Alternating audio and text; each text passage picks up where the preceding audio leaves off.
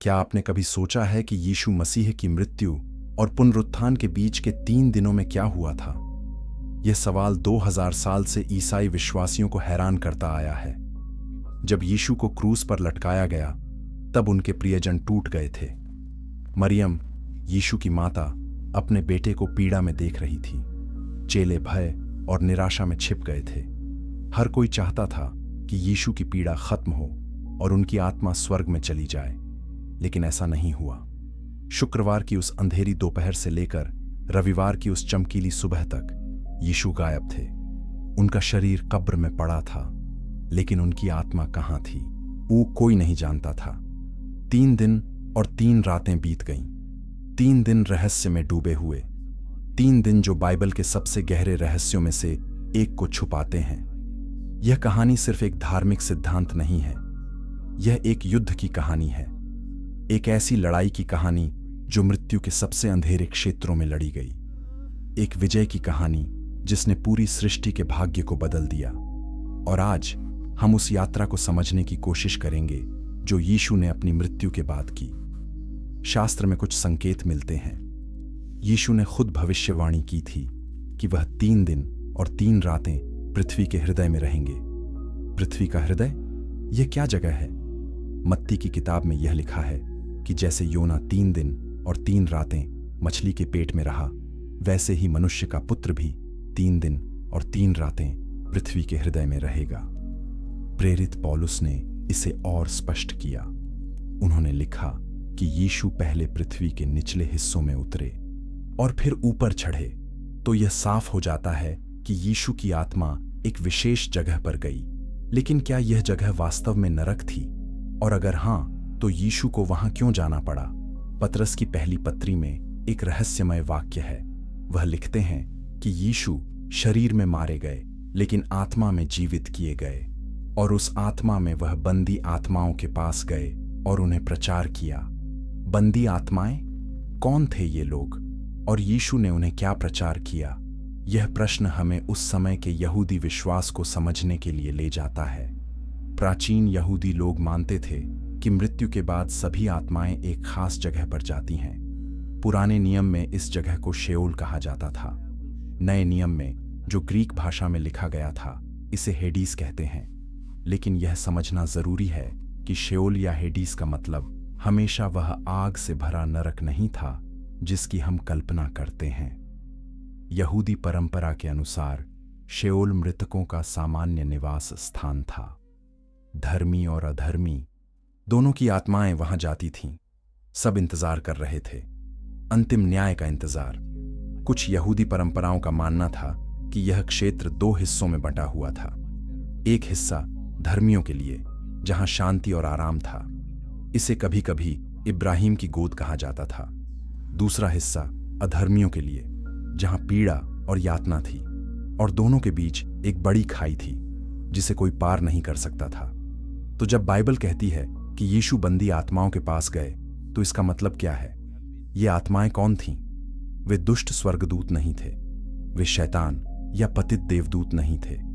वे वास्तव में मनुष्यों की आत्माएं थीं। वे लोग जो यीशु के आने से पहले मर गए थे। वे बंदी थे क्योंकि वे मृत्यु के क्षेत्र में फंसे हुए थे। अपने बल पर वे वहां से नहीं निकल सकते थे। यीशु आत्मा में इस मृतकों के क्षेत्र में उतरे, हेडीस में, वो जो मानव आत्माओं से भरा हुआ था। और पतरस कहते हैं कि वह वहां प्रचार करने गए। लेकिन यह एक साधारण मिशन नहीं था, यह एक आक्रमण था। दुश्मन के क्षेत्र में घुसपैठ, क्योंकि यह क्षेत्र एक शक्तिशाली संरक्षक द्वारा नियंत्रित था। इब्रानियों की किताब हमें बताती है कि यह संरक्षक कौन था? यह शैतान था। बाइबल कहती है कि शैतान के पास मृत्यु की शक्ति थी, और यीशु आए ताकि अपनी मृत्यु के द्वारा वह उसे नष्ट कर दें जो मृत्यु की शक्ति रखता था, यानी शैतान को। तो यीशु का उतरना एक युद्ध का कार्य था, एक सीधा टकराव अपने सबसे बड़े शत्रु के साथ। और यहां एक और महत्वपूर्ण सुराग मिलता है। प्रकाशित वाक्य की किताब में पुनर्जीवित यीशु खुद घोषणा करते हैं। वह कहते हैं कि मैं मर गया था, लेकिन देखो, मैं युगानुयुग जीवित हूं, और मेरे पास मृत्यु और हेडीस की चाबियां हैं। चाबियां अधिकार का प्रतीक हैं।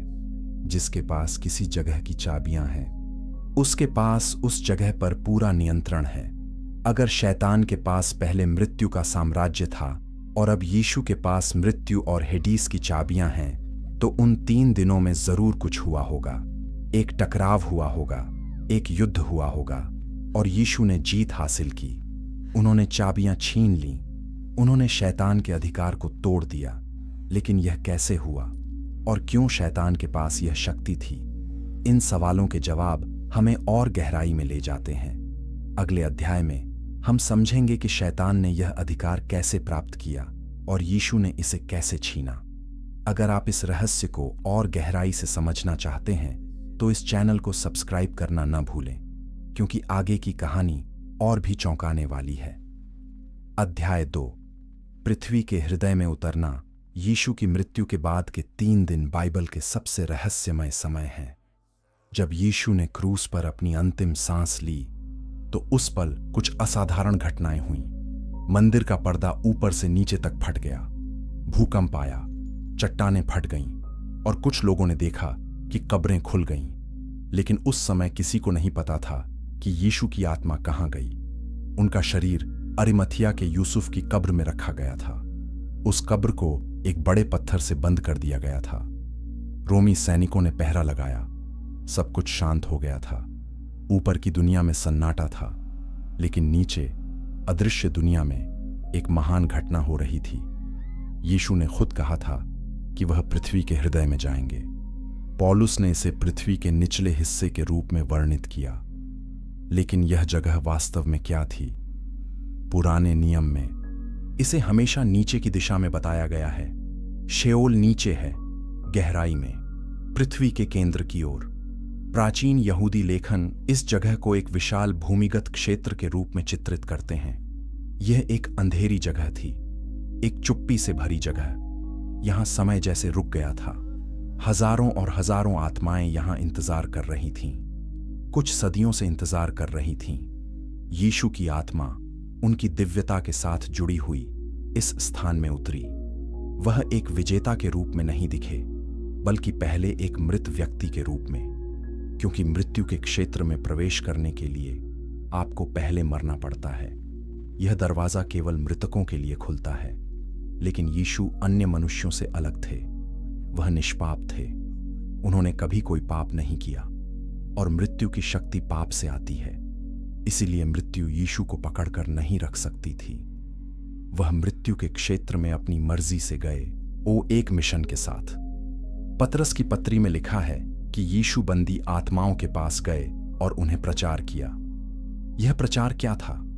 कुछ विद्वानों का मानना है कि यीशु ने धर्मी आत्माओं को सुसमाचार सुनाया। उन्होंने उन्हें बताया कि उनकी प्रतीक्षा खत्म हो गई है, मसीहा आ गया है, मुक्ति का कार्य पूरा हो गया है। दूसरों का मानना है कि यीशु ने अधर्मी आत्माओं को भी एक संदेश सुनाया, लेकिन यह मुक्ति का संदेश नहीं था। यह एक घोषणा थी, एक विजय की घोषणा। यीशु ने उन्हें बताया कि उनका न्याय निश्चित है और मृत्यु की शक्ति अब टूट गई है। कुछ पुराने ईसाई लेखन इस घटना को बहुत नाटकीय तरीके से वर्णित करते हैं। निकोडेमस का सुसमाचार, जो एक प्राचीन अप्रामाणिक पुस्तक है, बताती है कि जब यीशु हेडीस में पहुंचे तो एक महान प्रकाश चमका। यह प्रकाश पहले कभी उस अंधेरे स्थान में नहीं देखा गया था। वह किताब कहती है कि शैतान और मृत्यु के सभी सेवक घबरा गए। उन्होंने एक आवाज सुनी जो गड़गड़ाहट की तरह थी। आवाज ने कहा, द्वार खोलो। मृत्यु के राजकुमारों ने इनकार किया। तब यीशु ने द्वारों को तोड़ दिया। वह अंदर घुसे जैसे एक राजा अपने दुश्मन के किले में घुसता है। यह वर्णन बहुत काव्यात्मक है, लेकिन यह एक सच्चाई को पकड़ता है। यीशु का उतरना एक शांतिपूर्ण यात्रा नहीं थी। यह एक आक्रमण था, एक मुक्ति अभियान, एक बचाव मिशन जो एक युद्ध में बदल गया। भजन संहिता में एक पुरानी भविष्यवाणी है। राजा दाऊद ने लिखा, तू मेरी आत्मा को शेओल में नहीं छोड़ेगा, तू अपने पवित्र जन को सड़ने नहीं देगा। पेंतेकुस्त के दिन पतरस ने इस भजन का हवाला दिया। उन्होंने समझाया कि दाऊद अपने बारे में नहीं बोल रहे थे, या क्योंकि दाऊद तो मर गए और उनकी कब्र आज भी यरूशलेम में है। पतरस ने कहा कि दाऊद एक भविष्यवक्ता थे, वह मसीहा के बारे में बोल रहे थे। वह कह रहे थे कि मसीहा की आत्मा हेडीस में नहीं रहेगी और उसका शरीर सड़ेगा नहीं। यह यीशु के बारे में थी। यीशु शेओल में गए, लेकिन वहां फंसे नहीं रहे। वह वहां केवल उतने समय रहे जितना उनके मिशन के लिए जरूरी था, 3 दिन और 3 रातें। और फिर वह बाहर निकले विजयी होकर। और जब वह निकले तो वह अकेले नहीं थे। पौलुस अपनी पत्री में लिखते हैं कि यीशु ने बंधुआई को बंधुआई में ले लिया। इसका मतलब है कि यीशु ने मृत्यु के बंदियों को मुक्त किया। वह उन्हें अपने साथ ले गए, एक महान जुलूस की तरह, एक विजयी परेड की तरह। रोमी जनरल जब युद्ध जीतते थे तो वह अपने दुश्मनों को बंदी बनाकर सड़कों पर परेड करते थे। पौलुस कह रहे हैं कि यीशु ने यही किया, लेकिन उल्टा। उन्होंने जो बंदी थे उन्हें मुक्त किया और उन्हें विजय में अपने साथ ले गए। यह कितना शक्तिशाली दृश्य रहा होगा। सदियों से इंतजार कर रहे पितृपुरुष, भविष्यवक्ता और धर्मी लोग अचानक देखते हैं कि उनकी मुक्ति आ गई है। वह जिसका वे इंतजार कर रहे थे वह आ गया है और वह उन्हें बाहर ले जा रहे हैं। लेकिन यह सब इतना आसान नहीं था। शैतान बिना लड़े नहीं हारा। अगले अध्याय में हम देखेंगे कि कैसे यीशु और शैतान के बीच एक महान टकराव हुआ और कैसे यीशु ने मृत्यु की चाबियां छीन लीं। इस कहानी को अपने परिवार और दोस्तों के साथ साझा करें, क्योंकि यह सच्चाई हर किसी को जानने की जरूरत है। अध्याय 3, शेओल की प्राचीन दुनिया। शेओल या हेडीस को समझने के लिए हमें प्राचीन यहूदी विश्व दृष्टिकोण में जाना होगा। आधुनिक समय में हम मृत्यु के बाद के जीवन को बहुत सरल तरीके से सोचते हैं, या तो स्वर्ग या नरक। लेकिन यीशु के समय के यहूदी लोग इसे अलग तरीके से देखते थे। पुराने नियम में शेओल को बार बार मृतकों का निवास स्थान कहा गया है। यह शब्द 60 से अधिक बार प्रकट होता है और लगभग हर बार यह सभी मृत लोगों की सामान्य स्थिति का वर्णन करता है। धर्मी और अधर्मी दोनों शेओल में जाते थे। यह सिर्फ बुरे लोगों के लिए नहीं था। अय्यूब की किताब में अय्यूब शेओल की बात करता है। वह कहता है कि वहां दुष्ट लोगों की उपद्रव खत्म हो जाता है और वहां थके हुए लोगों को विश्राम मिलता है। तो शेओल एक ऐसी जगह थी जहां मृत्यु के बाद सभी आत्माएं एकत्र होती थीं। यह एक प्रतीक्षालय था, एक रुकने का स्थान। लेकिन जैसे जैसे समय बीता, यहूदी धर्मशास्त्र विकसित हुआ। दूसरे मंदिर के काल में, यानी यीशु के समय के आसपास, यहूदी विचारक मानने लगे थे कि शेओल में अलग अलग खंड हैं। यह विचार कुछ अप्रामाणिक पुस्तकों में मिलता है, जैसे एनोक की किताब। इन पुस्तकों के अनुसार शेओल में 4 खंड थे। एक खंड धर्मी और शहीद लोगों के लिए, जहां चमकदार प्रकाश और एक जीवन देने वाला झरना था। दूसरा खंड उन लोगों के लिए जो न बहुत धर्मी थे न बहुत अधर्मी। तीसरा और चौथा खंड अधर्मी और दुष्ट लोगों के लिए, जहां पीड़ा और अंधकार था। यीशु ने खुद एक कहानी सुनाई जो इस विचार को दर्शाती है। यह धनी व्यक्ति और लाजर की कहानी है। लूका की किताब में यीशु बताते हैं कि एक गरीब आदमी लाजर था जो भीख मांगता था। वह मर गया और स्वर्गदूत उसे इब्राहिम की गोद में ले गए। एक धनी व्यक्ति भी मरा और वह हेडीस में यातना के स्थान पर गया।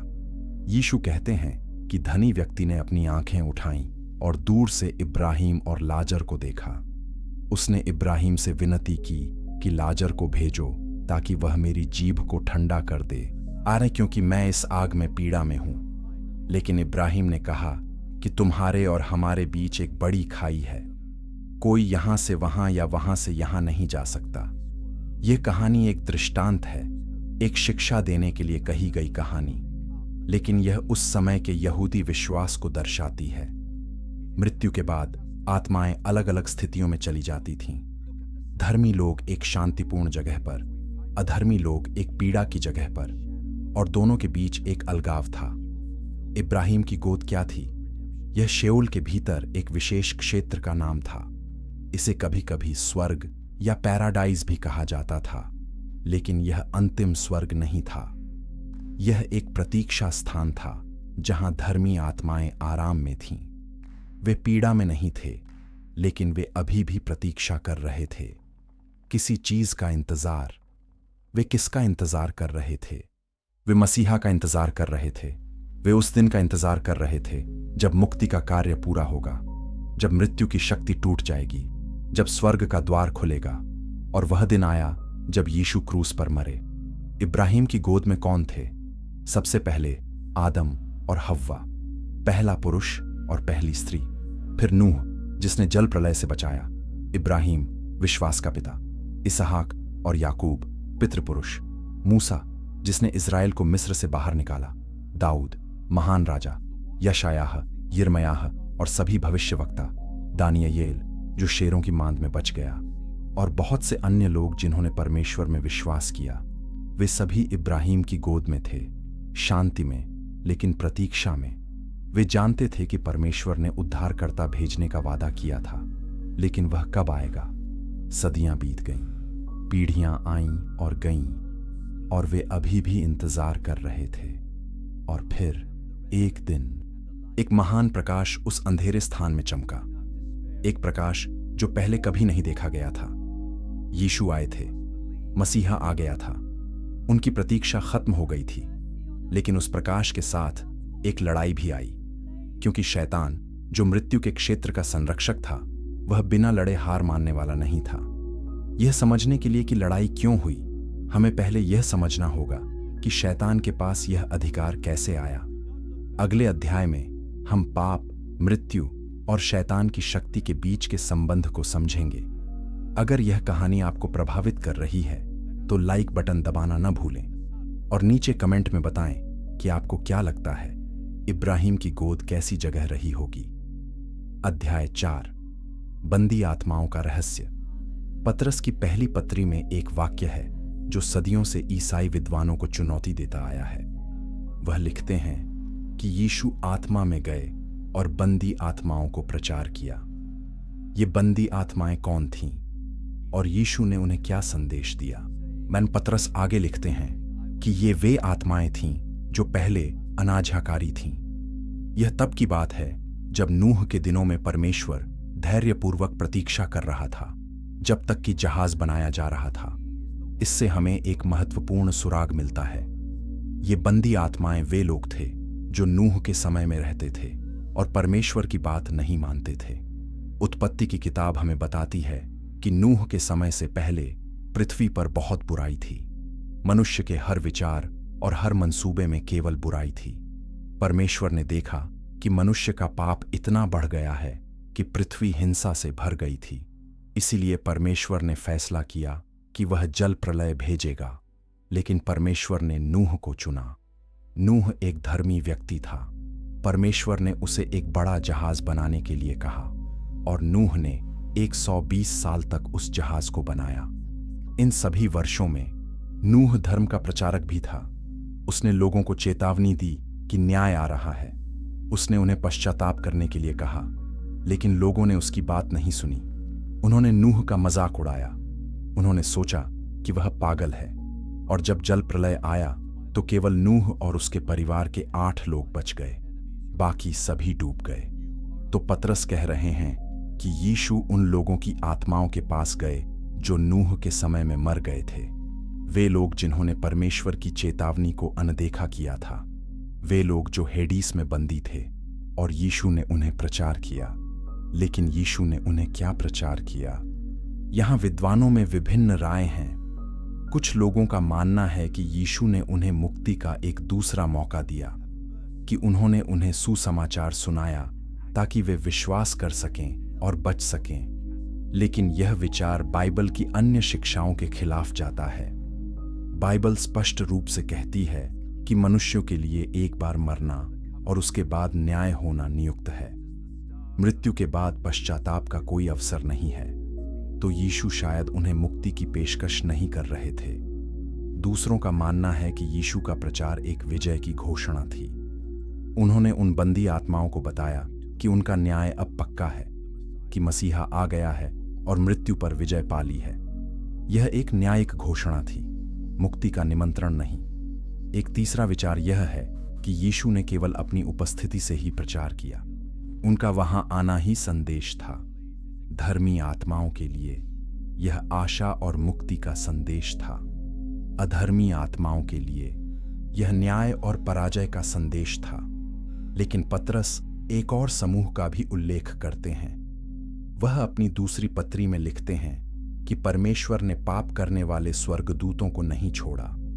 उसने उन्हें नरक में डाल दिया और अंधकार की जंजीरों में बांध दिया ताकि न्याय के दिन तक रखे जाएं। यहूदा की पत्री में भी इसका उल्लेख है।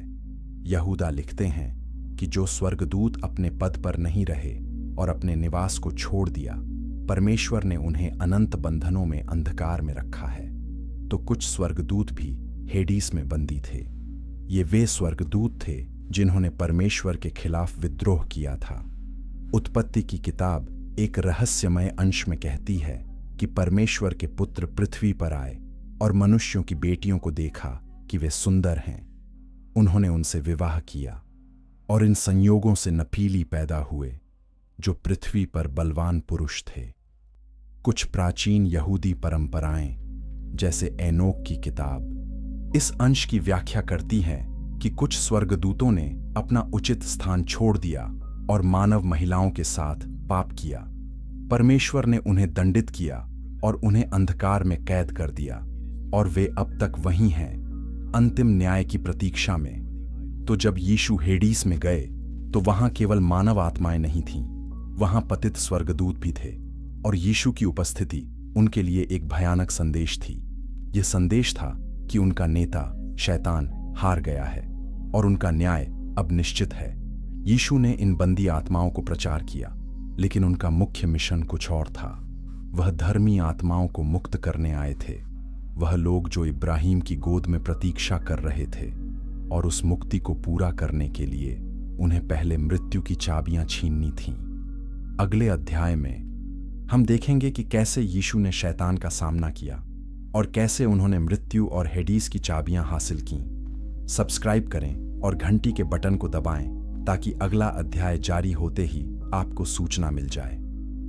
अध्याय 5, मृत्यु के साम्राज्य का संरक्षक। शैतान के पास मृत्यु की शक्ति कैसे आई? यह प्रश्न हमें बाइबल की शुरुआत में ले जाता है। उत्पत्ति की किताब में हम पढ़ते हैं कि परमेश्वर ने आदम और हव्वा को एक सुंदर बगीचे में रखा। अदन का बगीचा एक स्वर्ग था। वहां कोई पाप नहीं था, कोई मृत्यु नहीं थी, कोई पीड़ा नहीं थी। परमेश्वर ने आदम को एक आदेश दिया। उसने कहा कि तुम बगीचे के हर पेड़ का फल खा सकते हो, लेकिन भले और बुरे के ज्ञान के पेड़ का फल मत खाना, क्योंकि जिस दिन तुम उसे खाओगे उसी दिन तुम निश्चय मर जाओगे। यह एक स्पष्ट चेतावनी थी। अनाजाकारिता का परिणाम मृत्यु होगी। तब सर्प आया। बाइबल बताती है कि सर्प सभी जानवरों से अधिक चालाक था। प्रकाशित वाक्य की किताब हमें बताती है कि यह सर्प वास्तव में शैतान था, पुराना सर्प जो इब्लीस और शैतान कहलाता है। सर्प ने हव्वा से बात की। उसने कहा, क्या सचमुच परमेश्वर ने कहा कि तुम बगीचे के किसी भी पेड़ का फल न खाना? हव्वा ने जवाब दिया कि हम सभी पेड़ों का फल खा सकते हैं, लेकिन बगीचे के बीच के पेड़ का फल नहीं। परमेश्वर ने कहा कि अगर हम उसे खाएंगे या छुएंगे तो मर जाएंगे। तब सर्प ने झूठ बोला। उसने कहा, तुम निश्चय नहीं मरोगे। परमेश्वर जानता है कि जिस दिन तुम उसे खाओगे तुम्हारी आंखें खुल जाएंगी, तुम परमेश्वर के समान हो जाओगे, ओ भले और बुरे को जानने वाले। यह पहला झूठ था और यह झूठ मृत्यु के बारे में था। हव्वा ने फल देखा, वह खाने में अच्छा लगा, वह आंखों को सुहावना था और बुद्धि देने के लिए चाहने योग्य था। इसलिए उसने फल लिया और खा लिया, और उसने अपने पति आदम को भी दिया और उसने भी खाया। उस पल सब कुछ बदल गया। पाप संसार में प्रवेश कर गया और पाप के साथ मृत्यु आई। पौलुस अपनी पत्री में लिखते हैं कि एक मनुष्य के द्वारा पाप संसार में आया और पाप के द्वारा मृत्यु आई, और इस प्रकार मृत्यु सब मनुष्यों में फैल गई क्योंकि सब ने पाप किया। आदम और हव्वा तुरंत शारीरिक रूप से नहीं मरे, लेकिन उस दिन मृत्यु की प्रक्रिया शुरू हो गई। उनका शरीर नाशवान हो गया।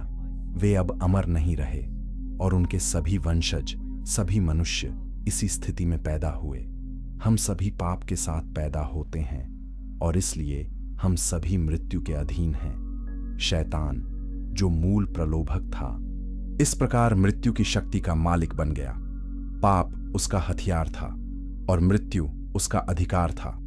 इब्रानियों की किताब इसे स्पष्ट रूप से कहती है, यीशु आए ताकि मृत्यु के द्वारा वह उसे नष्ट कर दें जो मृत्यु की शक्ति रखता था, यानी शैतान को। लेकिन शैतान का अधिकार कैसे काम करता था? जब कोई व्यक्ति मरता था तो उसकी आत्मा शेओल में चली जाती थी और वहां शैतान का नियंत्रण था। कोई भी अपनी शक्ति से वहां से बाहर नहीं निकल सकता था। मृत्यु एक जाल की तरह थी। एक बार जब आप उसमें फंस जाते हैं तो आप फंस जाते हैं। धर्मी लोग इब्राहिम की गोद में सुरक्षित थे। वे पीड़ा में नहीं थे, लेकिन वे अभी भी मृत्यु के क्षेत्र में थे।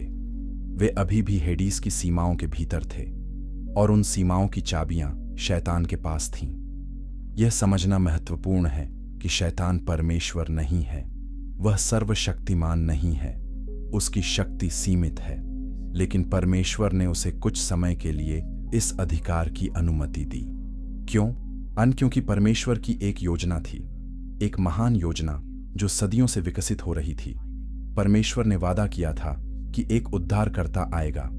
उत्पत्ति में जब परमेश्वर ने आदम और हव्वा को बगीचे से बाहर निकाला तो उसने सर्प से कहा कि स्त्री का वंश तेरे सिर को कुचलेगा। यह पहली भविष्यवाणी थी। एक दिन स्त्री से पैदा होने वाला एक व्यक्ति शैतान को हराएगा।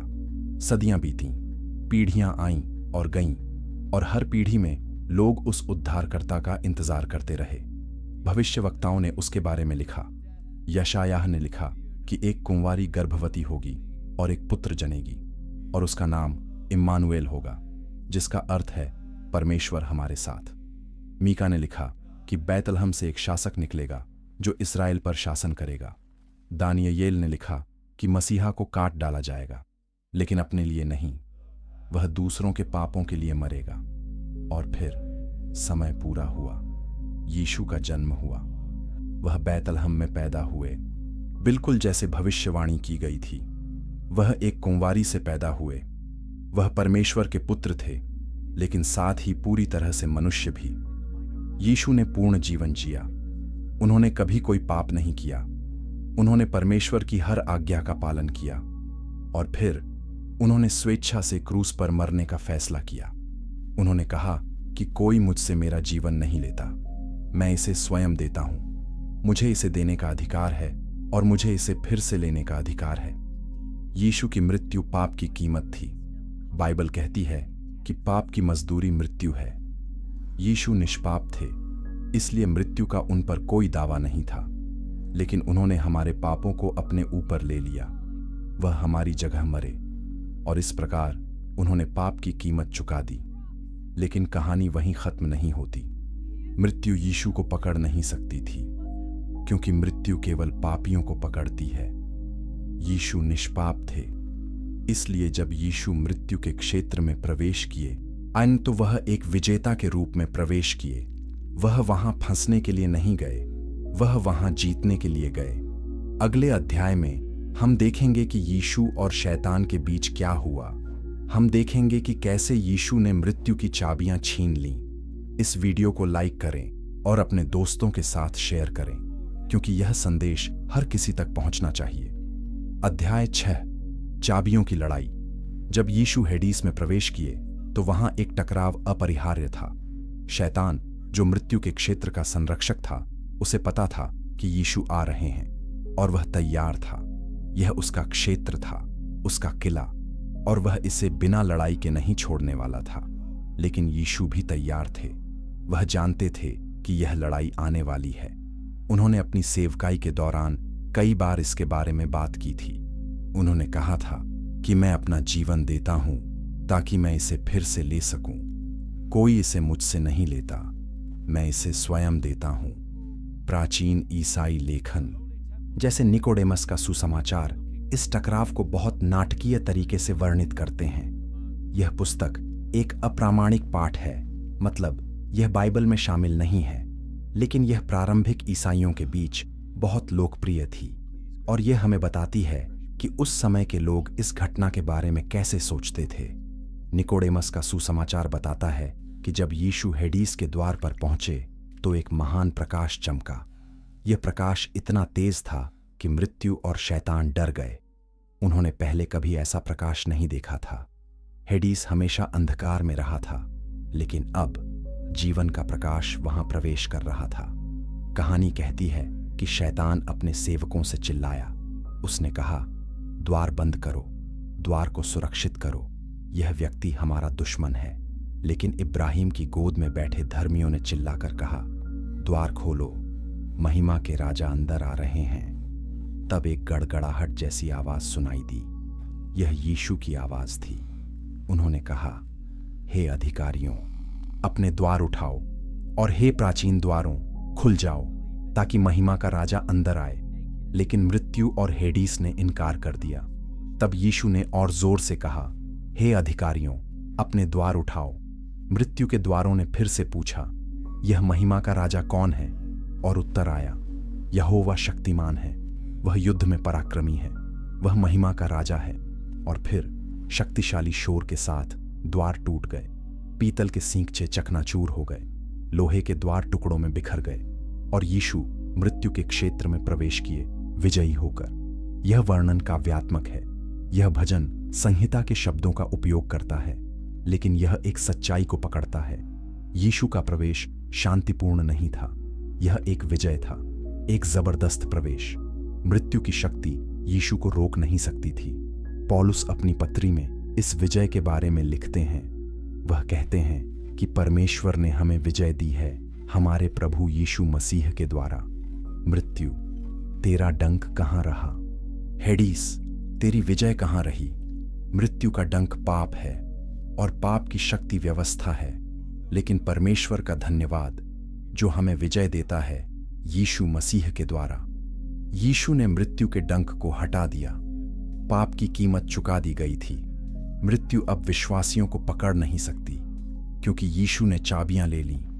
प्रकाशित वाक्य में यीशु खुद कहते हैं, मैं मर गया था, और देखो, मैं युगानुयुग जीवित हूं, और मेरे पास मृत्यु और हेडीस की चाबियां हैं। चाबियां अधिकार का प्रतीक हैं। प्राचीन शहरों में चाबियां बहुत महत्वपूर्ण थीं।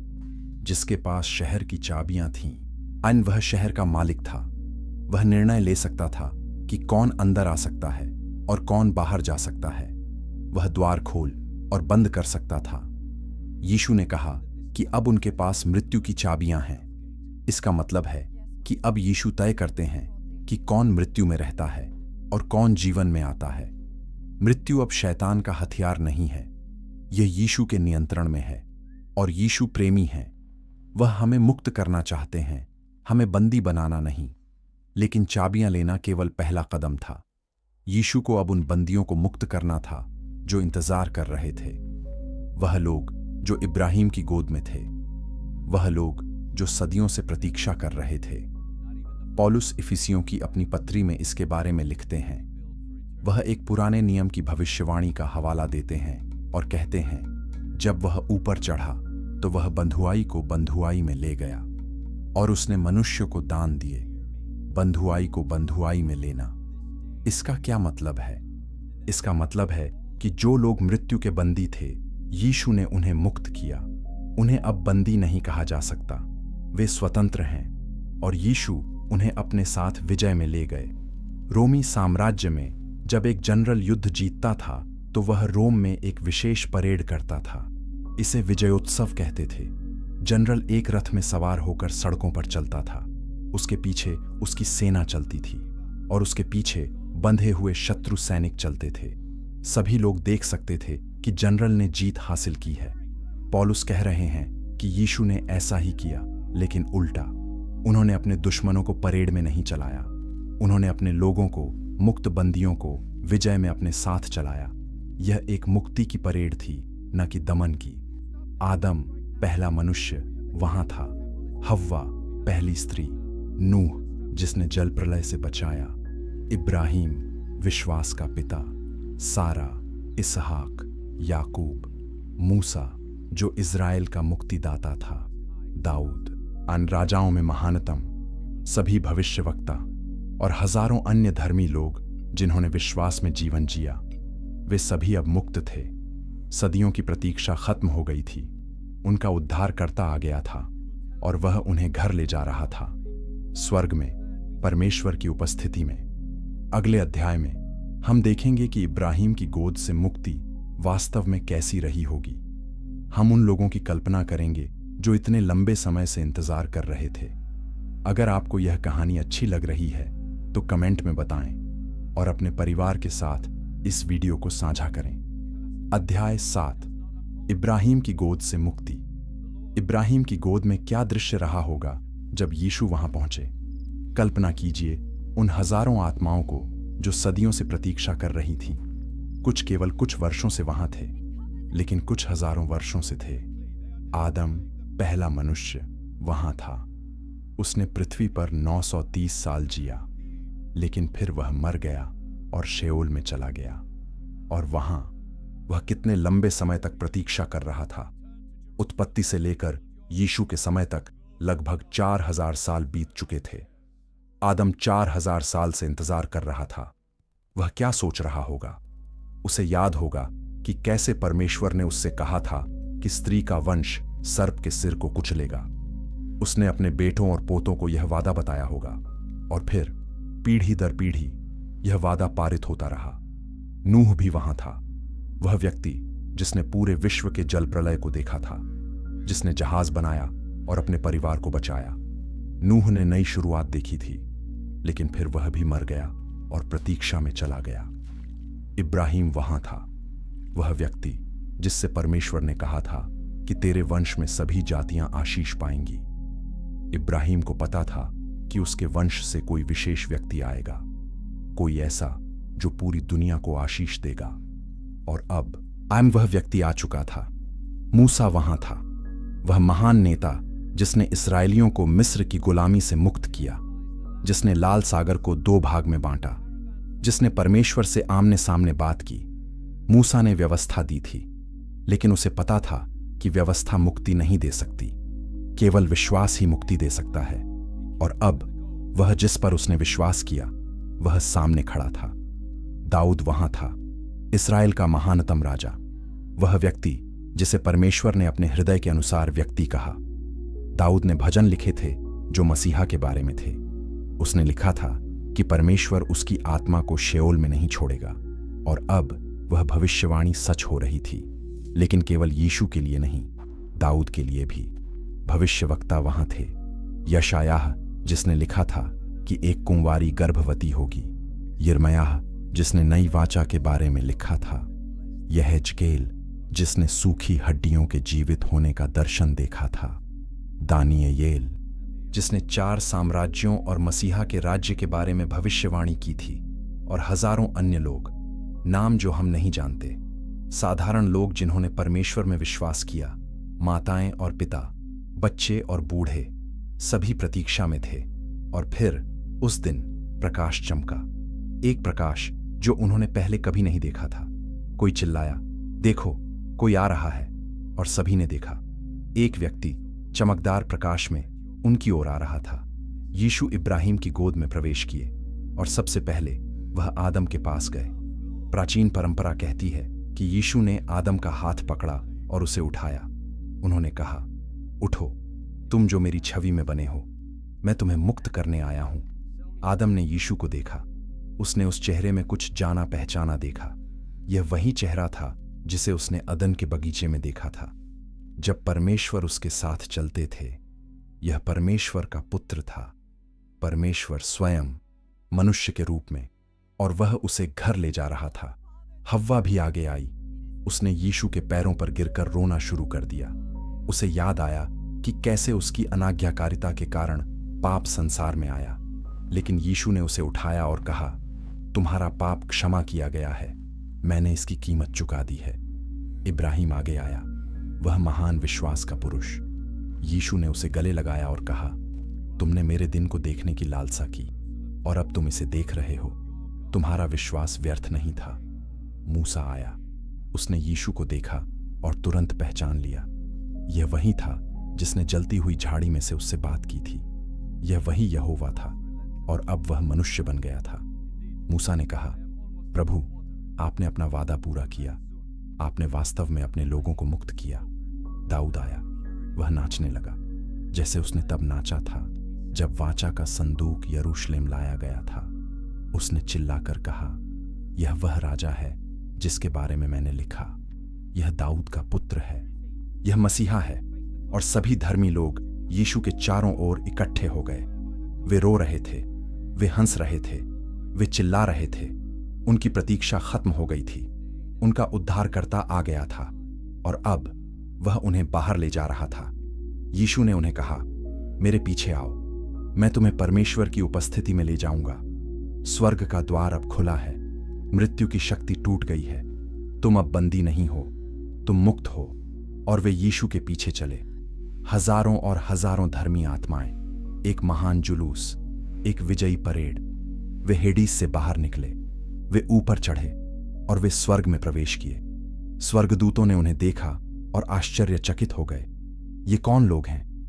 ये वे हैं जो शेओल में थे, जो मसीहा का इंतजार कर रहे थे। और अब यीशु उन्हें घर ले आए हैं। स्वर्ग में उत्सव हुआ, गाने गाए गए, स्वर्गदूतों ने आनंद मनाया और पहली बार मानव आत्माएं परमेश्वर की पूर्ण उपस्थिति में प्रवेश की। पाप का प्रायश्चित हो चुका था, बाधा हट गई थी, स्वर्ग का द्वार खुल गया था। लेकिन यीशु का काम अभी पूरा नहीं हुआ था। उन्हें अभी भी पृथ्वी पर वापस जाना था, उनके शरीर को जीवित करना था, पुनरुत्थान को पूरा करना था। अगले अध्याय में हम देखेंगे कि रविवार की सुबह क्या हुआ और कैसे मृत्यु पर विजय की पुष्टि हुई। सब्सक्राइब करें ताकि आप अगले अध्याय को मिस न करें, क्योंकि कहानी का सबसे शक्तिशाली हिस्सा अब भी आना बाकी है। अध्याय 8, स्वर्गदूतों की जंजीरें। हमने देखा कि यीशु ने मानव आत्माओं को कैसे मुक्त किया, लेकिन हेडीस में केवल मानव आत्माएं नहीं थीं, वहां अन्य बंदी भी थे। ऐसे बंदी जो मनुष्य नहीं थे, वे स्वर्गदूत थे, पतित स्वर्गदूत जिन्होंने परमेश्वर के खिलाफ विद्रोह किया था। पतरस की दूसरी पत्री में लिखा है कि परमेश्वर ने पाप करने वाले स्वर्गदूतों को नहीं बख्शा, उसने उन्हें नरक में डाल दिया, उसने उन्हें अंधकार की जंजीरों में बांध दिया। वे न्याय के दिन तक वहां रखे गए हैं। यहूदा की पत्री भी इसके बारे में बात करती है। यहूदा लिखते हैं कि जो स्वर्गदूत अपने पद पर नहीं रहे, जिन्होंने अपने निवास को छोड़ दिया, परमेश्वर ने उन्हें अनंत बंधनों में रखा है। वे घोर अंधकार में हैं, महान दिन के न्याय की प्रतीक्षा में। ये स्वर्गदूत कौन थे? बाइबल हमें पूरी कहानी नहीं बताती, लेकिन कुछ संकेत मिलते हैं। उत्पत्ति की किताब में एक रहस्यमय अंश है। यह कहता है कि जब मनुष्य पृथ्वी पर बढ़ने लगे, तब परमेश्वर के पुत्रों ने मनुष्यों की बेटियों को देखा कि वे सुंदर हैं, और उन्होंने उनमें से जिसे चाहा उससे विवाह कर लिया। परमेश्वर के पुत्र कौन थे? पुराने नियम में यह शब्द कभी कभी स्वर्गदूतों के लिए इस्तेमाल होता है। अय्यूब की किताब में यह लिखा है कि एक दिन परमेश्वर के पुत्र परमेश्वर के सामने उपस्थित हुए और उनके बीच शैतान भी था। यहां परमेश्वर के पुत्र स्पष्ट रूप से स्वर्गीय प्राणी हैं। तो उत्पत्ति का अंश कह रहा है कि कुछ स्वर्गदूतों ने अपना उचित स्थान छोड़ दिया। वे स्वर्ग से पृथ्वी पर आए और उन्होंने मानव महिलाओं के साथ पाप किया। यह एक भयानक विद्रोह था, परमेश्वर की सृष्टि के क्रम का उल्लंघन। इन संयोगों से कुछ पैदा हुए जिन्हें नपीली कहा जाता है। उत्पत्ति कहती है कि नपीली पृथ्वी पर शक्तिशाली और प्रसिद्ध लोग थे। कुछ लोगों का मानना है कि ये विशालकाय थे, बहुत बड़े और बहुत बलवान। इन नपीली ने पृथ्वी पर बहुत हिंसा फैलाई। उन्होंने मनुष्यों को कुचला, उन्होंने परमेश्वर की सृष्टि को भ्रष्ट किया, और यही एक कारण था कि परमेश्वर ने जल प्रलय भेजा, पृथ्वी को साफ करने के लिए और नए सिरे से शुरू करने के लिए। पतित स्वर्गदूतों को दंडित किया गया। परमेश्वर ने उन्हें पकड़ लिया और उन्हें एक विशेष जेल में डाल दिया। यह जेल हेडीस के भीतर था, लेकिन इब्राहिम की गोद से बहुत दूर। यह सबसे गहरा और सबसे अंधेरा हिस्सा था। ग्रीक में इस जगह को तारतारोस कहा जाता है। ये स्वर्गदूत वहां जंजीरों में बंधे थे, अनंत जंजीरें जो कभी नहीं टूट सकती थीं। वे वहां प्रतीक्षा कर रहे थे, लेकिन मनुष्यों के विपरीत उनके लिए कोई मुक्ति नहीं थी। उनका न्याय पहले से ही तय था। वे केवल अंतिम दंड की प्रतीक्षा कर रहे थे। जब यीशु हेडीस में गए तो उनकी उपस्थिति पूरे क्षेत्र में महसूस की गई। वह प्रकाश जो इब्राहिम की गोद में चमका, वह तारतारोस की गहराइयों में भी पहुंचा और उन बंदी स्वर्गदूतों ने उसे देखा। पतरस कहते हैं कि यीशु उन बंदी आत्माओं को प्रचार करने गए। यह संदेश क्या था? यह मुक्ति का संदेश नहीं था। स्वर्गदूतों के लिए कोई मुक्ति नहीं है। बाइबल कहती है कि यीशु मनुष्यों के लिए मरे, स्वर्गदूतों के लिए नहीं। तो यीशु का संदेश क्या था? यह विजय की घोषणा थी। यीशु ने उन पतित स्वर्गदूतों को बताया कि उनका नेता, आए शैतान, हार गया है। मृत्यु की शक्ति टूट गई है। परमेश्वर की योजना सफल हो गई है और उनका न्याय अब निश्चित है। कल्पना कीजिए उन पतित स्वर्गदूतों की स्थिति। वे हजारों वर्षों से उस अंधेरे में बंद थे। उन्होंने सोचा था कि उनका विद्रोह सफल हो गया है। उन्होंने सोचा था कि शैतान मनुष्यों को हमेशा के लिए फंसा लेगा। लेकिन अब यीशु वहां खड़े थे, जीवित, विजयी, और उनकी सारी योजनाएं बर्बाद हो गई थीं। यीशु ने उन्हें याद दिलाया कि परमेश्वर सर्वशक्तिमान है, कि बुराई कभी भी परमेश्वर की योजना को नहीं रोक सकती, कि न्याय आ रहा है और वह न्याय निश्चित और अंतिम होगा। शैतान खुद भी यह सब देख रहा था। वह हेडीस में था, अपने पराजित क्षेत्र में। उसने देखा कि कैसे यीशु ने चाबियां ले लीं, कैसे धर्मियों को मुक्त किया गया, कैसे उसका अधिकार छीन लिया गया। यह उसके लिए एक कुचलने वाली हार थी। लेकिन शैतान अभी भी हार नहीं मानने वाला था। वह जानता था कि उसका अंत निश्चित है, लेकिन उसके पास अभी भी कुछ समय बचा था और वह उस समय का उपयोग यथासंभव नुकसान करने के लिए करेगा। प्रकाशित वाक्य की किताब इसके बारे में बात करती है। यह कहती है कि शैतान जानता है कि उसके पास थोड़ा समय है, इसलिए वह बड़े क्रोध में है। वह पृथ्वी पर उतर आया है और वह परमेश्वर के लोगों के खिलाफ युद्ध छेड़ रहा है।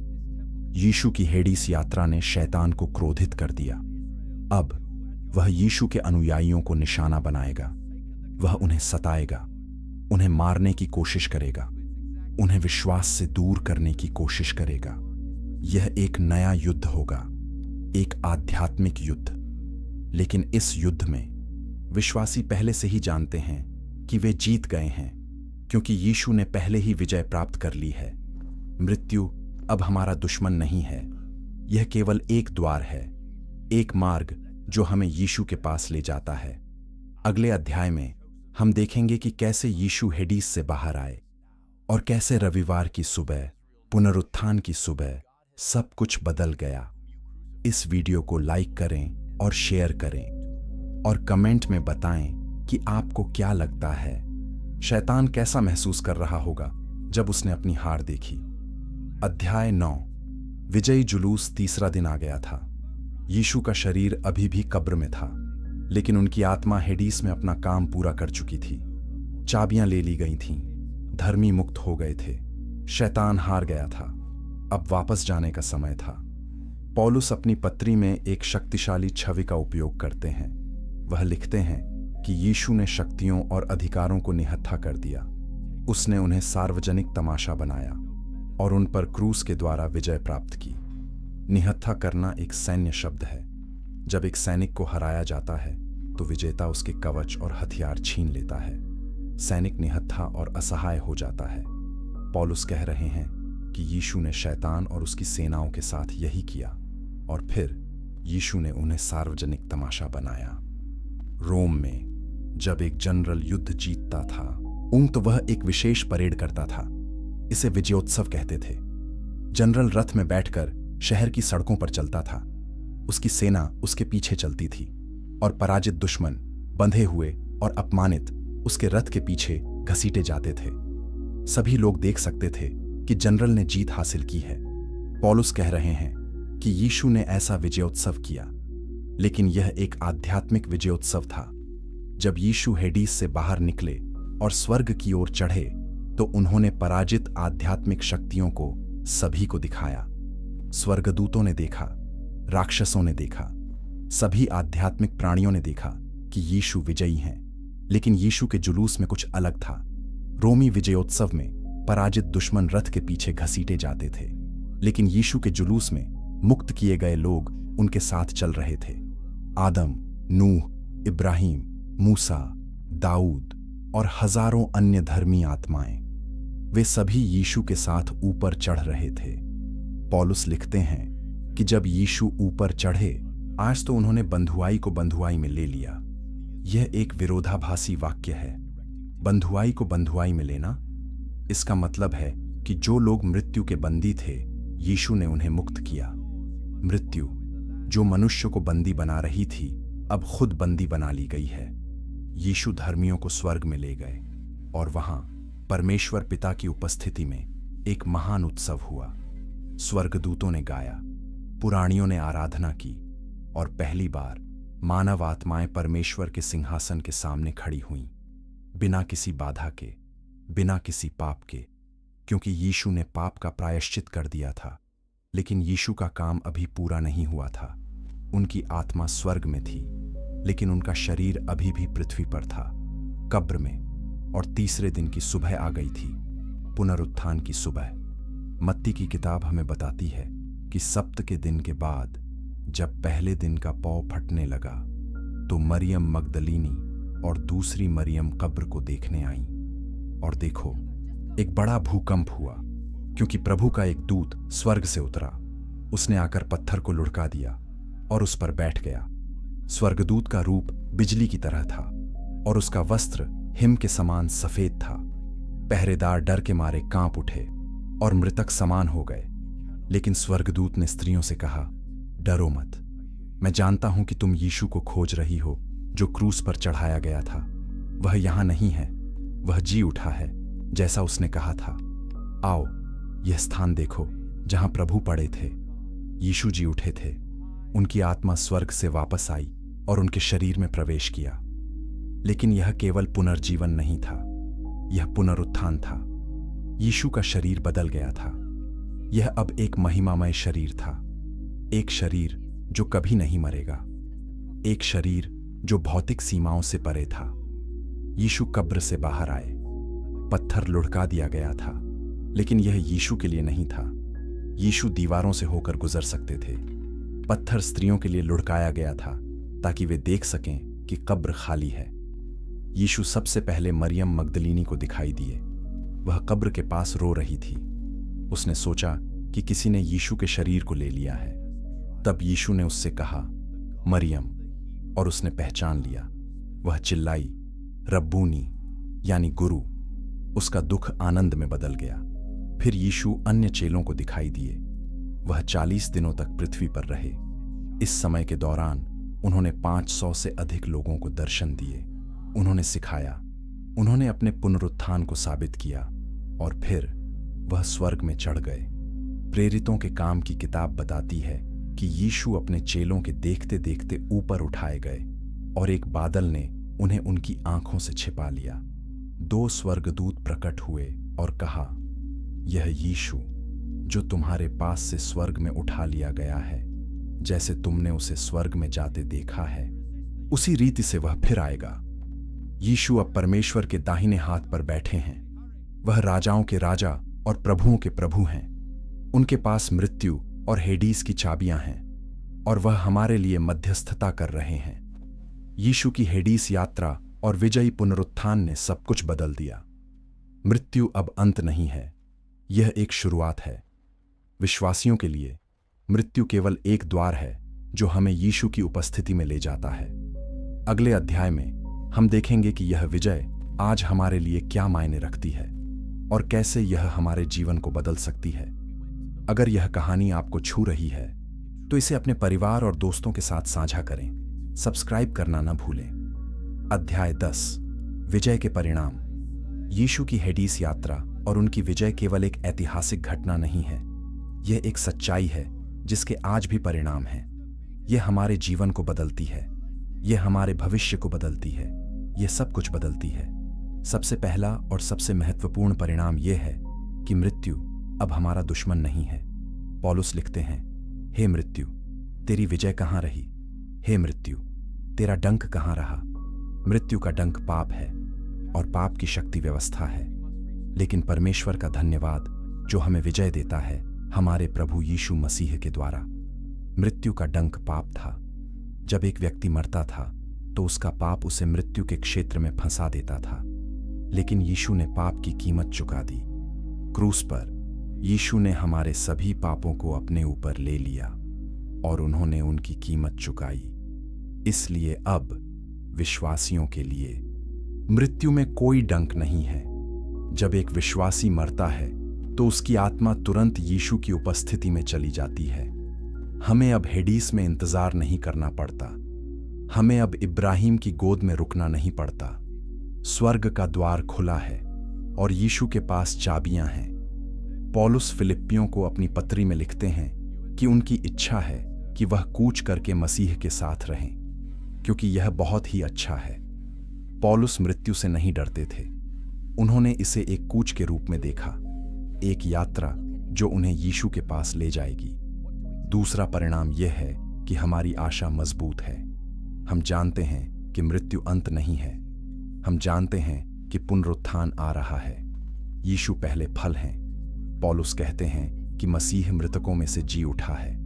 वह सोए हुओं का पहला फल हुआ, क्योंकि जब मनुष्य के द्वारा मृत्यु आई तो मनुष्य के द्वारा ही मृतकों का पुनरुत्थान भी आया। पहला फल क्या है? जब एक किसान खेत में जाता है और पहला फल देखता है, आयम तो वह जानता है कि फसल आ रही है। पहला फल गारंटी है कि अधिक आएगा। यीशु पहला फल हैं। उनका पुनरुत्थान गारंटी है कि सभी विश्वासी भी जी उठेंगे। बाइबल हमें बताती है कि एक दिन यीशु फिर से आएंगे और जब वह आएंगे तो मृतक जी उठेंगे। जो लोग यीशु में सो गए हैं उनके शरीर नए जीवन में उठाए जाएंगे। वे महिमामय शरीर प्राप्त करेंगे, यीशु के शरीर की तरह, शरीर जो कभी नहीं मरेंगे, शरीर जो पाप और बीमारी से मुक्त होंगे। तीसरा परिणाम यह है कि हम डर के बिना जी सकते हैं। मृत्यु का भय मनुष्यों को गुलाम बनाता है। इब्रानियों की किताब कहती है कि यीशु आए ताकि वह उन सब को छुड़ा लें जो मृत्यु के भय से जीवन भर के लिए दासत्व में थे। बहुत से लोग मृत्यु से डरते हैं। यह एक अज्ञात है, यह अंधकार है। लेकिन विश्वासियों के लिए मृत्यु अब अज्ञात नहीं है। हम जानते हैं कि क्या होगा।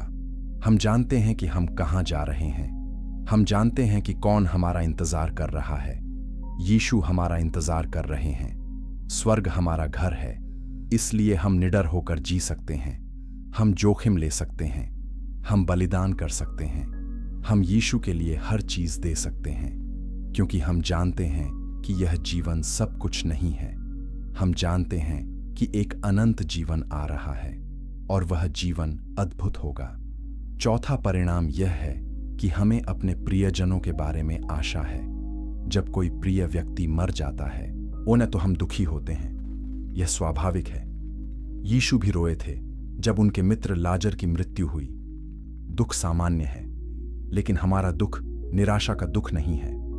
पौलुस थिस्सलुनीकियों को लिखते हैं कि हम नहीं चाहते कि तुम उनके विषय में अनजान रहो जो सो गए हैं, ताकि तुम दूसरों की तरह शोक न करो जिनके पास आशा नहीं है। क्योंकि यदि हम विश्वास करते हैं कि यीशु मरा और फिर जी उठा, तो उसी प्रकार परमेश्वर उन्हें भी जो यीशु में सो गए हैं उसके साथ ले आएगा। हमारा अलगाव अस्थायी है। यह एक छोटा समय है और फिर हम फिर से मिलेंगे पुनरुत्थान के दिन, या जब हम भी मरेंगे और यीशु के पास जाएंगे।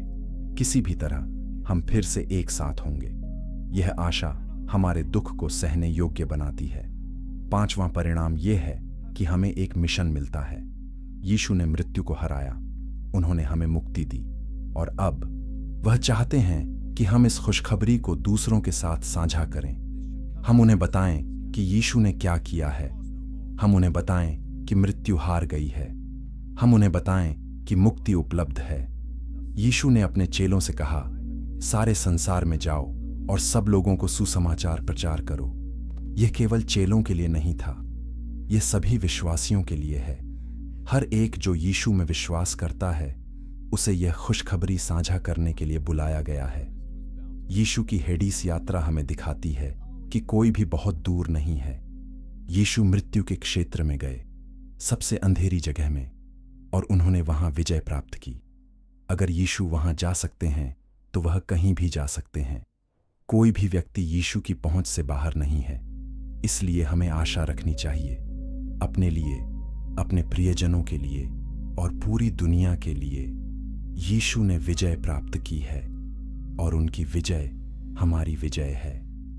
अगले और अंतिम अध्याय में हम देखेंगे कि यह संदेश आज आपके जीवन में क्या मायने रखता है और कैसे आप इस विजय में भाग ले सकते हैं। सब्सक्राइब करें और घंटी के बटन को दबाएं ताकि आप कोई नया वीडियो मिस न करें। अध्याय 11। आज का अर्थ। यीशु की हेडीस यात्रा की कहानी केवल एक प्राचीन धर्मशास्त्र नहीं है, यह एक जीवित सच्चाई है जो आज भी प्रासंगिक है। यह आपके जीवन को बदल सकती है, यह आपके भविष्य को बदल सकती है, यह आपके अनंत काल को बदल सकती है। पहली बात यह समझना है कि मुक्ति एक उपहार है। यह कुछ ऐसा नहीं है जिसे आप कमा सकते हैं, यह कुछ ऐसा नहीं है जिसके आप योग्य हो सकते हैं। यीशु ने सब कुछ किया। उन्होंने क्रूस पर मरकर पाप की कीमत चुकाई। उन्होंने हेडीस में उतरकर मृत्यु की शक्ति को तोड़ा। उन्होंने पुनर्जीवित होकर अनंत जीवन की गारंटी दी। आप बस इसे स्वीकार करते हैं, आप विश्वास करते हैं, आप यीशु पर भरोसा करते हैं। पौलुस लिखते हैं कि अनुग्रह ही से, विश्वास के द्वारा तुम्हारा उद्धार हुआ है, और यह तुम्हारी ओर से नहीं, यह परमेश्वर का दान है। यह कर्मों के द्वारा नहीं, ताकि कोई घमंड न करे।